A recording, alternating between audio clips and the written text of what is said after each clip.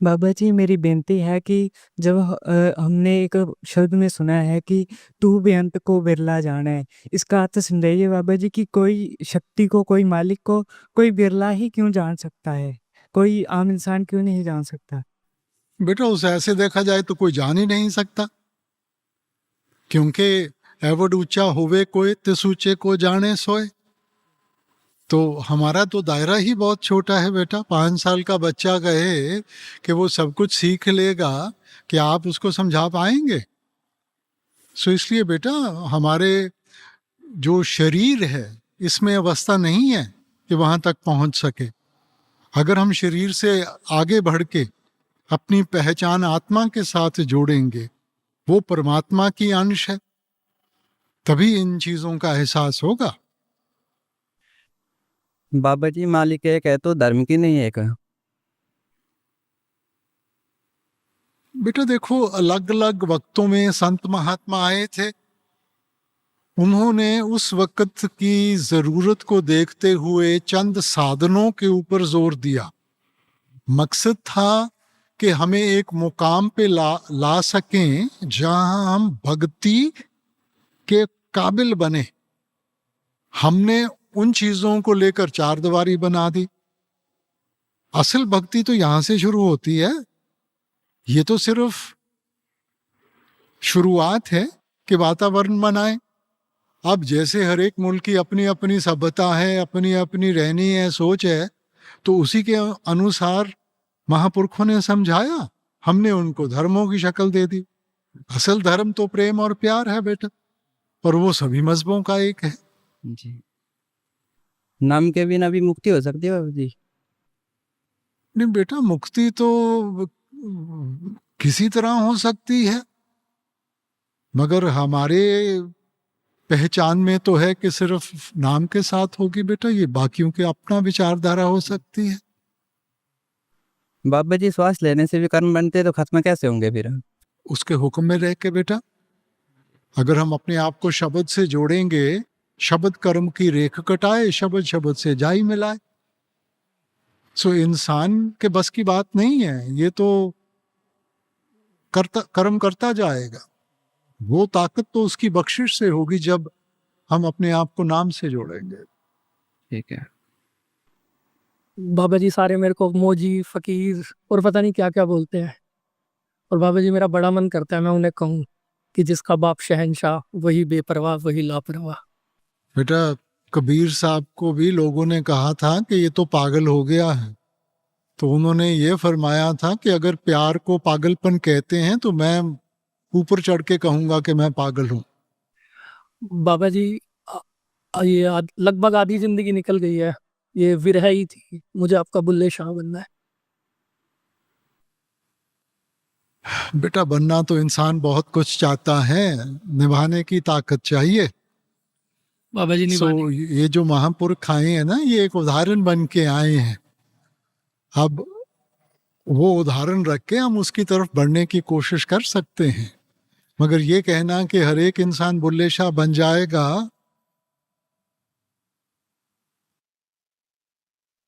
बाबा जी मेरा क्वेश्चन है कि जब भी मैं थोड़ा ओवर थिंक करती हूँ तो रात को नींद नहीं आती या फिर कोई बार प्रॉब्लम आ जाती है, तब वो मेरे बिहेवियर भी दिखता है, मेरी पढ़ाई पर भी दिखता है। तो तब बाबा जी वो ओवर थिंकिंग के विच मैं पैनिक कर जाती हूँ, तब क्या करना चाहिए?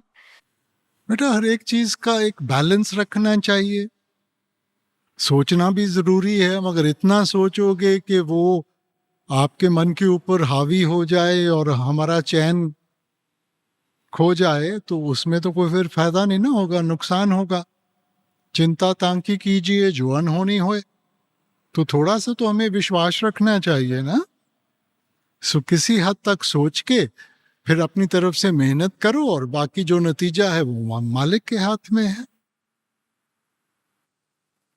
बाबा जी, मेरा मन पैसों में बहुत भटका हुआ है, मैं उसे कैसे संभालूं? पैसों के सब्जेक्ट में। पैसे से क्या हासिल करेंगे बेटा? कि आप समझते हो कि पैसे के साथ हम सेहत खरीद सकते हैं, हम खुशी खरीद सकते हैं? तो फिर लक्ष्य क्या?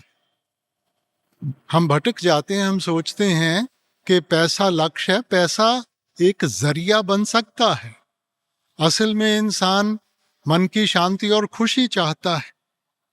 वो सोचता है कि पैसा होगा, हम दुनिया की कई चीजें खरीद सकेंगे, आरामों सब चीजें हासिल कर सकेंगे, मगर लक्ष्य तो मन की शांति है बेटा, खुशी है। अगर हम 2.5 घंटे सिमरन भजन सिमरन पे बैठते हैं, उसके साथ बाहरली शारीरिक सेवा भी जरूरी है। बेटा देखो, भजन सिमरन जरूरी है, वो माहौल बनाने के लिए हम बाहर की सेवा करते हैं, मगर ये तो आपके ऊपर मुनस्सिर है। वक्त मिलता है करो, नहीं मिलता तो भजन सिमरन पे ध्यान रखो। राधा स्वामी बाबा जी, मेरी मैरिज ਨੂੰ 8 ਸਾਲ ਹੋ ਗਿਆ। ਮੈਂ ਬਹੁਤ ਟ੍ਰੀਟਮੈਂਟ ਕਰਵਾਇਆ ਹੈ ਤੇ ਡਾਕਟਰਸ ਨੇ ਕੁਝ ਦੱਸਦੇ ਨਹੀਂ ਕਿ ਸਭ ਨਾਰਮਲ ਹੈ, ਲੇਕਿਨ ਪ੍ਰੈਗਨੈਂਸੀ ਨਹੀਂ ਹੋ ਪਾ ਰਹੀ ਬਾਬਾ ਜੀ। सोसाइटी ਚ ਰਹਿਣਾ ਬਹੁਤ ਮੁਸ਼ਕਿਲ ਬਾਬਾ ਜੀ ਇਸ ਤਰ੍ਹਾਂ। नहीं बेटा देखो, अजकल तो IVF हो गया, सारा कुछ हो गया, जरूरी तो नहीं कि थोड़े विच कमी है। ਹਾਂਜੀ ठीक है ना। सो डॉक्टर को ले जाओ, जो भी तौर तरीके दसते हैं तुसी उस हिसाब दे नाल करो बेटा। ਜੀ मगर नाल आपां ये भी याद रखना है बेटा कि किस्मत मालिक ने लिखी है। जो किस्मत च उन्हें लिखिया है ਉਹਦੇ ਵਿੱਚੋਂ ਤਾਂ ਜ਼ਰੂਰ खुशी मिलूगी, और जो किस्मत च नहीं लिखिया, मैं ये नहीं कहता कि कोशिश ना करो, कोशिश करो, मगर बेहतर यही है जो मालिक साडे वास्ते ठीक समझते। ਜੀ ਬਾਬਾ ਜੀ। बाबा जी, जो ये नाम दाम लेते हैं जो सत्संगी, वो कितने टाइम तक बाबा भजन सिमरन करते हैं? फिर वो बोलते हैं कि हमारा मालिक परमात्मा से मेल मिलाप नहीं होता है। वो 2.5 घंटे सिमरन भजन करते हैं। बेटा अगर किसी ने, ये तो हमें 1 साल की बात है, मगर हमने पता नहीं कितने जन्म आकर कर्म इकट्ठे किए हैं, और आप क्या सोचते हैं कि वो एक दिन में 2.5 घंटे में वो खत्म हो जाएंगे क्या? अगर किसी ने 40-50 साल शराब पी है, अपना सत्यानाश कर लिया, और एक दिन उसको एहसास होता है कि ये तो मेरे सेहत के लिए अच्छा नहीं है, अब वो शराब छोड़ देगा और अगले दिन कहे मेरी सेहत तो ठीक नहीं हुई, हो जाएगी क्या? तो बेटा फिर हमें थोड़ा सा उसके हुक्म में रहेंगे, अपने जीवन को संवारेंगे, उसकी बख्शिश होगी, तभी तो हम उस मुकाम पे पहुंचेंगे। ਤੇ ਬਾਬਾ ਜੀ ਜਿਸ ਤਰ੍ਹਾਂ ਕਈ ਵਾਰੀ ਇੱਕ ਮਤਲਬ ਮੰਨ ਲਓ ਗਲਤੀ ਹੋ ਗਈ ਮੇਰੇ ਤੋਂ ਤੇ ਮੈਂ ਇਹ ਸੋਚ ਲਿਆ ਕਿ ਮੈਂ ਅੱਗੇ ਨਹੀਂ ਕਰਨੀ ਉਹ ਗਲਤੀ, ਬਟ ਸਟਿਲ ਉਹ ਇੱਕ ਮਾਈਂਡ ਦੇ ਵਿੱਚ ਡਾਊਟ ਰਹਿੰਦਾ ਕਿ ਹਾਂ ਤੂੰ ਇੱਕ ਵਾਰੀ ਇਹ ਚੀਜ਼ ਕੀਤੀ ਆ, ਉਹਨੂੰ ਕਿਸ ਤਰ੍ਹਾਂ ਸਾਈਡ ਕਰਨਾ ਹੈ? बेटा अपने विचों ना कोई भी परफेक्ट नहीं गा। जे ਆਪਾਂ परफेक्ट ਹੁੰਦੇ ਤਾਂ ਜਨਮ ਕਾਹਨੂੰ ਲੈਣਾ ਸੀਗਾ बेटा? ਜੇ ਜਨਮ ਲਿੱਤਾ ਹੈਗਾ ਤਾਂ ਸਾਡੇ ਵਿੱਚ ਕੋਈ ਔਗਣ ਸੀ, ਕੋਈ ਇੰਪਰਫੈਕਸ਼ਨ ਸੀ, ਕਰਮ ਸੀ, ਇਸੇ ਕਰਕੇ ਤਾਂ ਜਨਮ ਲਿੱਤਾ। ਸੋ ਮਾਲਿਕ ਨੇ ਮੌਕਾ ਦਿੱਤਾ ਸਿੱਖਣ ਵਾਸਤੇ। ਇੰਪਰਫੈਕਟ ਹੈ ਤਾਂ ਕਿਤੇ ਨਾ ਕਿਤੇ ਤਾਂ ਗਲਤੀ ਹੋਊਗੀ, ਮਗਰ ਜੇ ਆਪਾਂ ਗਲਤੀ ਤੋਂ ਸਿੱਖਾਂਗੇ, ਉਹਦੀ ਬਖਸ਼ਿਸ਼ ਹੀ ਬਖਸ਼ਿਸ਼ ਹੈ। I have a question about intensity. You mention in the YouTube videos, in one instance, you talk about what the brother was asking. For the first part, he said time is irrelevant. Intensity is what's important, and you can have realization within 5 days with the right intensity. With the other brother, he mentioned that within 30 years he's been meditating. He hasn't had any realization. And you said it doesn't matter. You came to the Gadi with very few years of initiation. And again, you said the word intensity. Could you please talk about this intensity and how we can really cultivate it to make our meditation more efficient? It's basically quantity and quality. You see, so for some of us, quantity will bring quality. And for some of us who are focused, we can start straight away with a qualitative attitude. So I guess it's like Dr. Johnson, he asked great master, what is the most important thing in spirituality? He said, love. He said, how do I get it? He said, I give it. So he said, please give me. So explain to him like you go and work and in return you get wages. So similarly, when you do my work of meditation, in return you will get that love. And when there's love, you see, everything in life is need-based. When you really feel the need for something, automatically it will propel you forward to achieving that. So it's your own sort of bent of mind and attitude, how you look at it. Awesome. Babaji, we live in a joint family, and I came to India 2 years back, and then at that time everything was good, and I came this time, and I've seen that there's no love in family, and then they just hate each other. There's arguments every single time. Beta, the problem is that all of us, we are becoming very selfish in our needs and all. Good old days, joint families, big families, so we could complement each other's strengths. When you sort of narrow your confines and become individualistic, then you have to take the full burden on your shoulders. So I think today's day and world, we have become so materialistic that we calculate everything better. We are not seeing the greater good.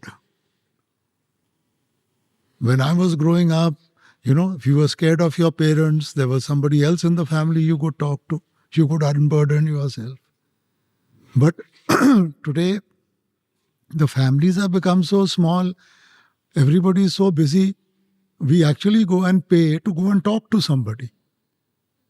When somebody goes to a psychologist or a psychiatrist, he's just listening to you and after listening to you, telling you what to do. So beta, it's in our own interest. So we shouldn't point a finger at anybody, but we should strive to keep the family together. बाबा जी, जैसा कि हम सबको परमात्मा ने बनाया, पूरी कायनात बनाई, हमें यहाँ भेजा और हम यहाँ आकर माया के मोह में, माया के जाल में फंस जाते हैं, तो ये माया का जाल भी परमात्मा ने बनाया है, तो उनकी बेटा परमात्मा ने तो जहर भी बनाया है, तो आप जहर क्यों नहीं खाते फिर? मालिक ने साथ में विवेक की ताकत भी तो दी है. विवेक का मतलब है तर्क. तो हमें इतना तो सोच विचार करना चाहिए हमारे लिए सही क्या है और गलत क्या है बेटा जी. सो जरूरी तो नहीं है कि हमने गलत रास्ते पे ही चलना है. जितनी आसानी से गलत कर सकते हैं उतनी आसानी से सही कर सकते.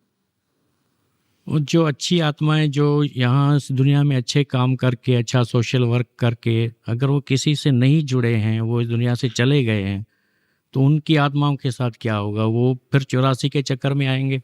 बेटा अच्छे कर्म करोगे, अच्छी अवस्था में आ जाओगे. अच्छा. मुक्ति मिलेगी जब आप उससे आगे बढ़ के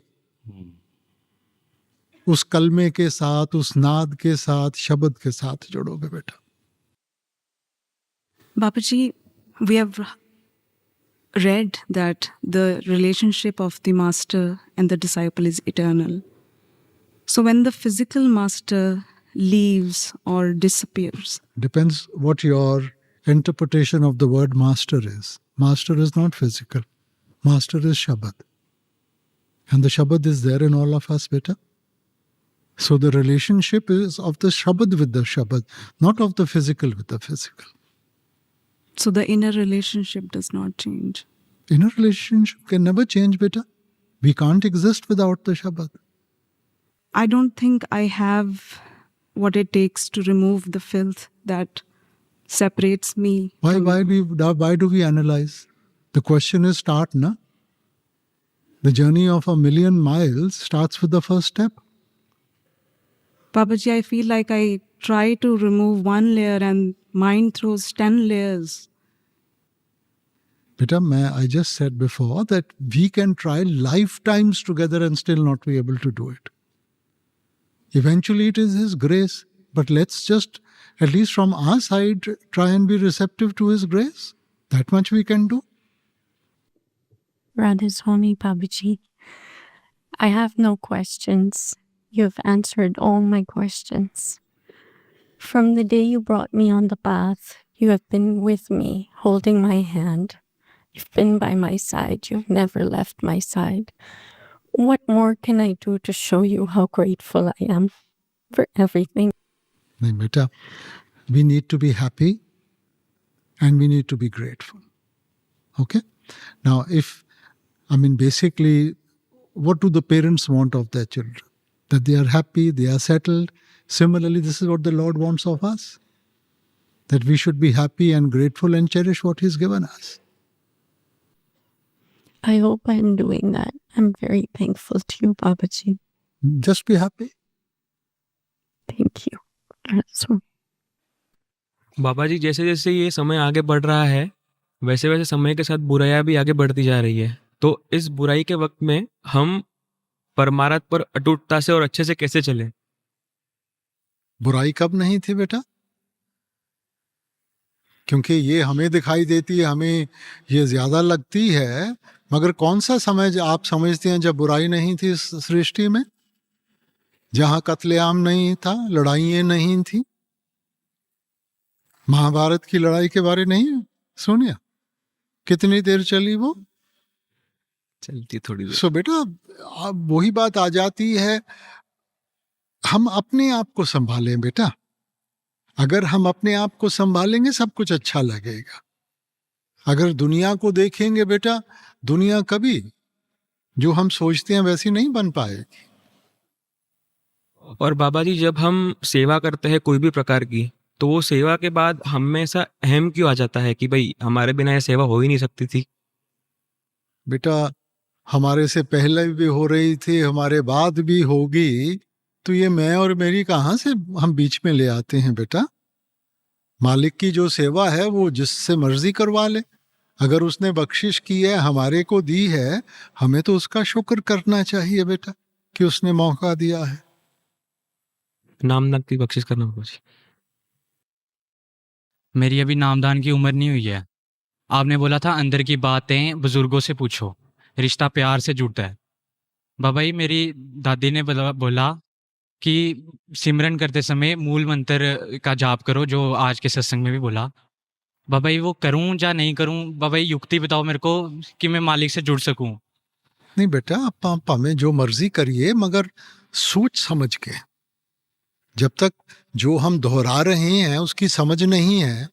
अब अगर किसी को बीमारी है और वो डॉक्टर ने दवाई दी है, हम लेबल पढ़ते जाएं, उससे असर होगा? नहीं। तो उसको हजम करेंगे तभी तो असर होगा ना। तो जब हम, चाहे जपजी साहब का पाठ है या जो भी है, जब उसको पढ़ते हैं, हर एक लफ्ज का मायना है, और जितना आप करोगे अलग अलग मायने आपके सामने आएंगे। क्योंकि जैसे जैसे दायरा बढ़ेगा ना, तो वहां सिर्फ एक मतलब नहीं है हर एक चीज का। सो वो समझने की कोशिश करो। बाबा जी, काम वासना और होमे वगैरह, बाबा जी, इससे कैसे निकला जाए? ये प्रभाव बड़ा डाल रहे हैं आप। बेटा, अंदर से रस आएगा, अपने आप ये सब रस फीके पड़ जाएंगे। इस वक्त उनको हम अहम मानते हैं क्योंकि अंदर से नहीं रस आ रहा। सो अगर भजन सिमरन करेंगे, अंदर से रस आएगा, तो क्यों हम इन बाहरमुखी चीजों के पीछे भागेंगे बेटा?